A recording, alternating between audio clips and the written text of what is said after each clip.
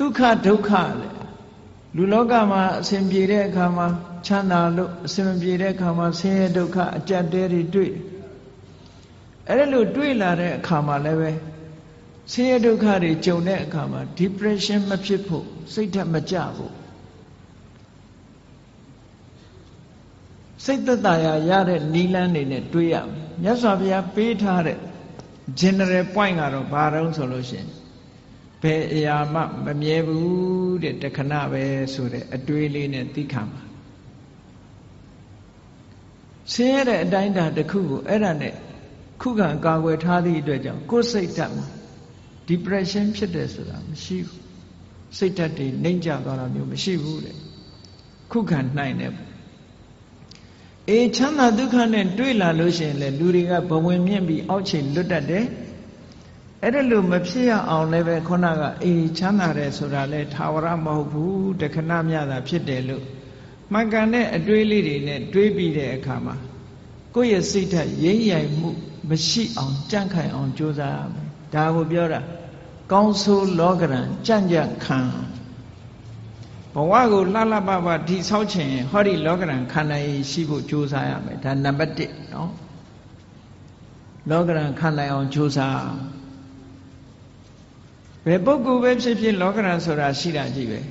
ဆင်းရဲတဲ့ပုဂ္ဂိုလ်မှလည်းရှိတယ်ချမ်းသာတဲ့ပုဂ္ဂိုလ်မှလည်းရှိတယ်ဘယ်နိုင်ငံသားပဲဖြစ်ဖြစ်ဘာလူမျိုးပဲဖြစ်ဖြစ်ဘာဘာသာကိုယ်ွယ်ဒါတွေကတညီတယ်ပဲဘာဖြစ်လို့လောကဓမ္မလောကရဲ့သဘာဝလို့ပြောတာနော်ကဲရတယ်ချီးမွမ်းတယ်ဆိုတာချီးမွမ်းတဲ့လူကချီးမွမ်းတယ်ကဲရတဲ့လူကကဲရတယ်အလုံးသိကြလိမ့်မယ်လေတခါတော့ကအမေရိကန်သမ္မတအရင်သမ္မတအီရတ်သွားတဲ့အခါကျတော့သတင်းစာဆရာတယောက်ကဖဏနဲ့ထုတယ်မဟုတ်လားဘာပဲဖြစ်ဖြစ်တခုခုအစော်ကားဆိုတာနိုင်ငံကောင်းဆောင်သမ္မတဖြစ်နေစော်ကားခံရတာမျိုးရှိတာစိတ်ဓာတ်ရေးရမတုံလို့ဖို့ကသိအရေးကြီးတယ်ပေါ့ကိုယ်လည်းကိုယ်အတိုင်းတာနဲ့သူလည်းသူ့အတိုင်းတာလောကမှာနေတဲ့ပုဂ္ဂိုလ်တိုင်းဟာကြည့်စိတ်ဓာတ်ကြန့်ခိုင်ဖို့ကြိုးစားရအဲ့ဒီစိတ်ဓာတ်ကြန့်ခိုင်တယ်ဆိုတာသူကသူကြန့်ခိုင်လာမှာမဟုတ်ဘူးကိုယ်တိုင်ကြိုးစားဖို့လိုအပ်တယ်။ဘာဖြစ်လို့လဲဆိုရင်ခန္ဓာကိုယ်ကြီးကြန့်ခိုင်အောင်ဘာတွေလုပ်ကြလူတွေလမ်းလျှောက်ကြတယ်ကျမကြီးလေ့ကျင့်ကြတယ်ဟုတ်တယ်မဟုတ်လားကျမကြီးလေ့ကျင့်ကြတယ် physical exercise တွေလုပ်ကြတယ်အားကစားသမားတွေဆိုမမောနိုင်မပန်းနိုင်အားကစားလေ့ကျင့်မှုတွေပြုသို့သောလောကလူသားတွေမေ့နေတာလှုပ်ဖို့မေ့နေတာဘာတော့ဆိုရင် mental exercise ပဲစိတ်ကိုကြန့်ခိုင်အောင်ကြိုးစားမှုကြတော့အားပြော့နေကြတယ်အဲ့ဒါလို့အားပြော့နေကြသည့်အတွက်ကြောင့်တလောကလုံးတစ်ကမ္ဘာလုံးမှာရှိကြတဲ့လူသားတွေဟာလောကရန်နဲ့ကြုံလိုက်လို့ရှိရင်ရိမ့်ရိုင်ထွက်သွားတယ်စိတ်ဓာတ်ကြန့်ခိုင်မှုအတွက်ကလည်းပဲ physical exercise လုပ်တယ်လို့ mental exercise လုပ်ဖို့လိုအပ်တယ်ပေါ့အဲ့ဒါတရားကျင့်တယ်ဆိုတာအဲ့ဒါပြောတာနော်တရားကျင့်တယ်ဆိုတာအဲ့ဒါပြောတာ physical exercise လုပ်တယ်ဆိုလို့ရှိရင်လူတွေကလမ်းထွက်ရှောင်းရတယ်ကျန်းမာရေးလေ့ကျင့်ရတယ်အပြေးလေ့ကျင့်တယ်ခန္ဓာကိုယ်ကြန့်ခိုင်အောင်လုပ်တယ်ဒါဖြင့်စိတ်ဓာတ်ကြန့်ခိုင်အောင်ဘာလို့အောင်တရားထိုင်တယ်တို့စိတ်ဓာတ်လေ့ကျင့်ခန်းယူတယ်စိတ်တည်ငြိမ်အောင်ကြိုးစားတယ်ကိုယ်အိမ်မှာကိုယ်နေရင်ကနေပြီးတော့မှန်ကန်တဲ့အတွေးကလေးတွေတွေးတယ်ဆိုပါစို့လောဘစိတ်တွေများနေတယ်တွေ့တာစိတ်တွေများနေတယ်တဦးနဲ့တဦးခင်မင်ပြီးတော့သိတွေ့တာမှုတွေများနေလို့ရှင်တွေးလေအေးလူဆိုတာတနေ့ကျတော့ခွဲရအောင်ပါပဲဟောမခွဲခင်တို့ဘာတွေလုပ်မလဲတချို့ကအဲ့ဒါမျိုးကိုစဉ်းစားရမှာမစဉ်းစားကြဘူးပေါ့စိတ်ဓာတ်ကြန့်ခိုင်အောင်အဲ့ဒါတွေကလေ့ကျင့်ပေးရဆိုပါစို့နုပြိုးနေတဲ့အရွယ်ရှိတဲ့ပုဂ္ဂိုလ်တွေကစဉ်းစားရမှာပါဇရာဓမ္မောမိဇရံအနတ္တိတောငါမှအိုခြင်းသဘောရှိတယ်အိုတဲ့သဘာဝငါမှရှိနေတယ်အိုခြင်းတရားကိုငါမလွန်မြောက်နိုင်သေးဘူးလို့ဒီဟာစိတ်ဓာတ်ကြန့်ခိုင်အောင်လေ့ကျင့်မှုတစ်ခုပဲတချို့အဲ့ဒါတွေတွေးရင်စိတ်ပြည့်စရာကြီးလို့ထင်တယ်မဟုတ်ဘူးစိတ်ပြည့်စရာတွေးတာမဟုတ်ဘူးသဘာဝအမှန်ကိုသိအောင်ကြိုးစားစိတ်ဓာတ်ဆိုတာသဘာဝအမှန်ကိုသိမှဒီထက်တယ် ရင့်ကျက်လာဗျာဒိဓမ္မောမိဗျာဒိနာတိတောအေးငါခန္ဓာကိုယ်ကြီးဟာနာရတဲ့သဘောရှိတယ်နာခြင်းတရားကိုငါမလွန်မြောက်နိုင်သေးဘူးတွေးပါဆင်ញင်စဉ်းစားပေးပါလေ့ကျင့်ပေးပါစိတ်ကိုဒါနဲ့လေ့ကျင့်ပေးအာယုန်နဲ့စိတ်ကိုလေ့ကျင့်ကောင်းတဲ့အာယုန်နဲ့စိတ်ကိုလေ့ကျင့်တာခေါ်တယ်မရဏဓမ္မောမိမရဏနာတိတောလူတိုင်းဟာသိခြင်းသဘောရှိတယ်ငါလည်းပဲသိခြင်းသဘောရှိတယ်သိခြင်းတရားကိုငါမလွန်မြောက်နိုင်ဘူးလေ့ကျင့်ပေးပါလေ့ကျင့်ပေးသည့်အတွက်ကြောင့်ဟောတန်ရောစဉ်တွေယောပါလာအတွေ့အတာတွေယောပါလာလူတွေကထင်တယ်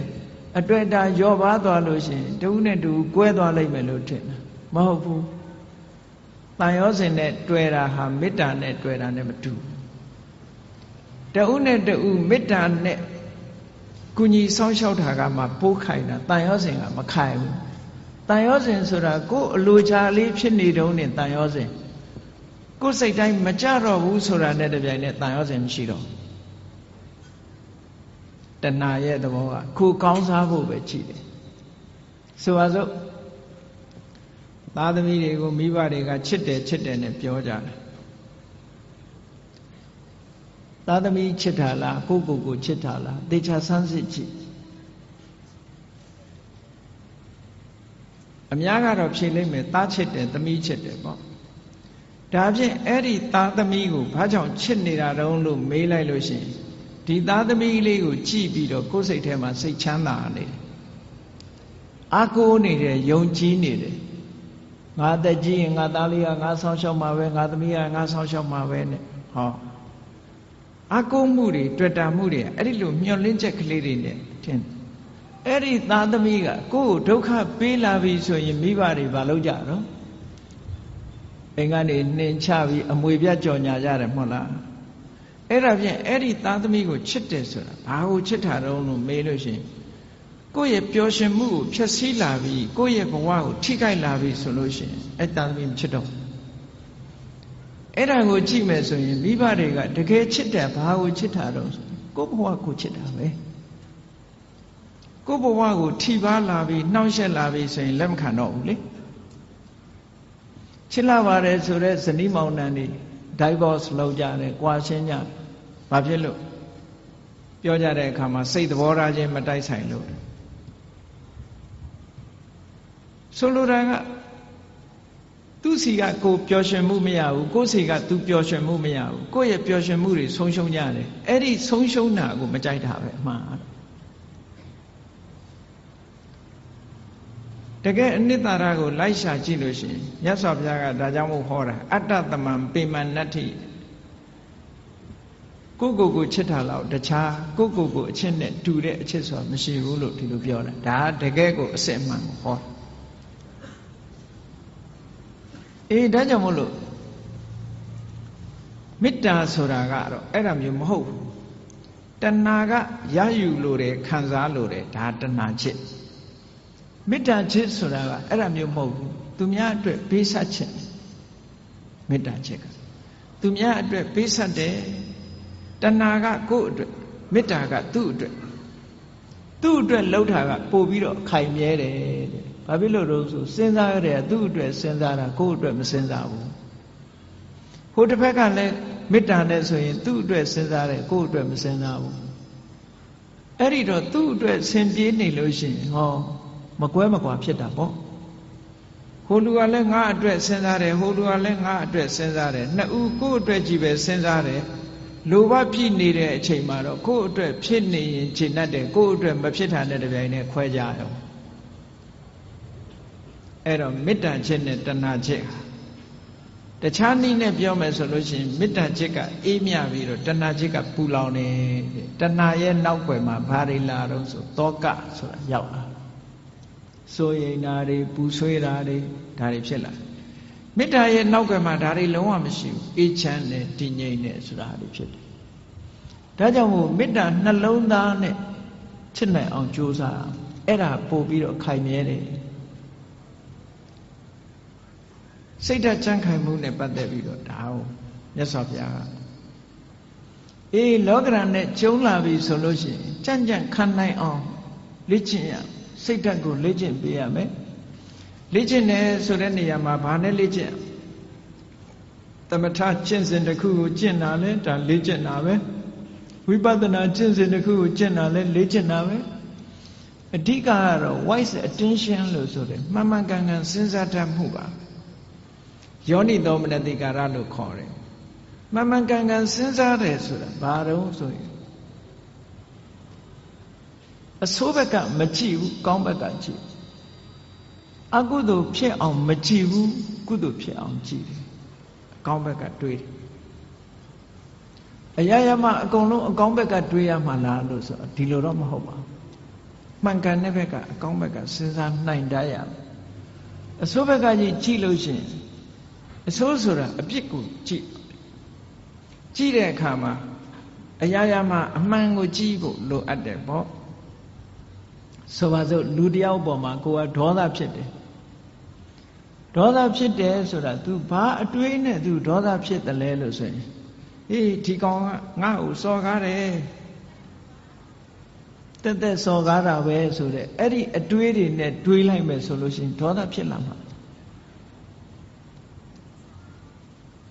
အဲ့ဒီအတွေးမဟုတ်ဘဲနဲ့ပြောင်းပြီးတော့တွေးလိုက်တယ်အေး तू ဆဲတာ तू ဆိုးတာငါကပ်ပါတာမဟုတ်ဘူးငါနဲ့မဆိုင်ဘူး तू ဆိုး तू ခံလိုက်မယ်ငါမပတ်သက်ဘူးလို့ဆိုရင်သူ့ပုံမှာဒေါသမထွက်ပြန်ဘူးအတွေးလေးဟာဒီနားလေးတင်ပဲကပ်ပြီးတော့ခွင့်လွတ်တတ်တဲ့အတွေးဆိုတာလည်းရှိတယ်လူတွေက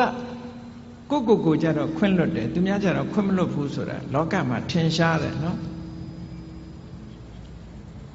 ကိုကြောင့်ဖြစ်လို့ရှိရင်မတော်တဆလို့ပြောတယ်သူများကြောင့်ဖြစ်လို့ရှိရင်နမောနမဲ့လို့ပြောတယ်တကယ်ကိုအဲ့ဒါလို့ဖြစ်တယ်နော်သူများကြောင့်တစုံတစ်ခုဖြစ်သွားရင်ဟာဒီလူကနမောနမဲ့နေလို့ဖြစ်တယ်ကိုကြောင့်ဖြစ်ရင်တော့မတော်တဆသူများကြောင့်လည်းမတော်တဆလို့တွေးလိုက်ရင်ဒေါသမဖြစ်တော့ဘူးအဲ့ဒါမတော်တဆဖြစ်ရှာတာပဲနော်ဒါစိတ်ဓာတ်ရဲ့အကြံ့ခိုင်မှုတွေပဲကိုယ်ကိုလေ့ကျင့်ပေးရမှာအောင်ပြောတာသူများပေါ်မှာအပြစ်နေမြင်နေသည်တည်းများကာလပတ်လို့မေတ္တာဆိုတာသက်ဝင်နိုင်ဖို့မဖြစ်ဘူးတဲ့ဘယ်ရာပဲဖြစ်ဖြစ်အစဉ်ပြေအောင်စဉ်းစားတတ်ဖို့လိုတယ်ပေါ့အကောင်းဘက်ကကြည်တာတွေဟာစိတ်ဆင်းရဲမှုကိုကာကွယ်ပေးနိုင်တာတော့သိကြတယ်ပုံမြင်လေးတစ်ခုရှိတယ်မြေထားမောင်းတဲ့မြေထားမောင်းသမားတယောက် engine driver မြေထား driver တယောက်ဘယ်တော့ဖြစ်ဖြစ်သူကအကောင်းဘက်ကကြီးပဲပြောတယ်အဆိုးဘက်ကဘယ်တော့မှမကြည့်ဘူးကောင်းဘက်ကကြီးပဲပြောလို့ရှိတယ်ဒီနေ့ကျတော့ဘာဖြစ်တုံဆိုမတော်တဆသူ accident ဖြစ်တယ်ဆေးရုံတင်လိုက်ရဆေးရုံတင်လိုက်ရတော့ခြေထောက်တစ်ဖက်ဟာမြေထားကျိတ်ပြီးတော့အင်မတန်အခြေအနေဆိုတော့ခြေထောက်တစ်ဖက်ဖြတ်ရမယ်ကိန်းရောက်သွားအဲ့ဒီမှာသူ့မိတ်ဆွေတွေကသတင်းသွားမေးတယ်မေးရင်သူ့ကိုပြောတာမင်းဘယ်တော့မှဆိုအကောင်းဘက်ကကြီးပဲပြောတယ်အကောင်းကြီးပဲမြင်တယ်မင်းဒီတစ်ခါမင်းကိုမင်းဖြစ်တဲ့အခါအကောင်းမြင်နိုင်အောင်မလားပေါ့အကောင်းမြင်နိုင်အောင်မလားမင်းကိုယ်တိုင်ခြေထောက်တစ်ဖက်ဖြတ်ရတော့မင်းဘယ်လိုလုပ်အကောင်းမြင်မလို့ဆိုတော့အဲ့ဒီလူကပြုံးပြီးတော့ဘာပြောတော့ဆိုလို့ရှိရင်တငယ်ချင်းတို့တဲ့ငါဒီကနေ့ကစပြီးတော့ခြေထောက်ဒီဖနက်ဟာတစ်ဖက်ဖိုးသက်သာသွားပြီငါဖနက်ဟာနှစ်ခုမဝယ်ရတော့ဘူးတစ်ခုပဲဝယ်ရတော့အကောင်းဘက်ကနေကြည့်ပြောတာနော်ဖနက်တရံထဲမှာတစ်ဖက်စာပဲငါဝယ်ရတော့မယ်ဆိုတစ်ဖက်ဖိုးငါသက်သာသွားပြီလို့ပြောတာခြေထောက်ဖြတ်ရလို့ဖြစ်ရလေခြင်းဆိုတဲ့အတွေးကိုမတွေးဘူးအေးဖနက်တစ်ဖက်ဖိုးသက်သာသွားပြီအကောင်းဘက်ကမြင်တာတချို့နေရာမှာ wise attention ဆိုတာအဲ့ဒါမျိုးကိုပြောတာတစုံတစ်ခုဖြစ်လာလို့ရှိရင်စိတ်ဆင်းရဲနေမဲ့အစားအကောင်းဘက်ကလှည့်တွေးပြီးတော့လှုပ်တင်လှုပ်ထိုက်တာလှုပ်အောင်ဒါပြောတာနော်လှုပ်တင်လှုပ်ထိုက်တာစိတ်ပူပန်တာနဲ့လှုပ်တင်လှုပ်ထိုက်တာဆိုတာနဲ့တခြားစီတချို့ကမကောင်းတာဖြစ်ပြီဆိုလို့ရှိရင်စိတ်ထဲကပူပန်ပြီးတော့ဘာလို့မှမသိညာလို့မှမသိစိတ်တွေဆင်းရဲပြီးတော့အဲ့ဒါလိုနေတယ်အဲ့ဒါလိုမဟုတ်ဒါအဖြေမဟုတ်ဘူး အဖြစ်မဟုတ်ဘူးစိတ်ပူပန်နေမဲ့အစားပူပန်မှုကိုလျှော့ချပြီးတော့ဘာလို့သင့်တယ်ဆိုတာကိုစဉ်းစားဖို့ပဲလိုအပ်တယ်ဟောတာစိတ်ရဲ့စွမ်းရည်တွေကိုဒီလိုလေ့ကျင့်ပြရမယ်လို့ပြော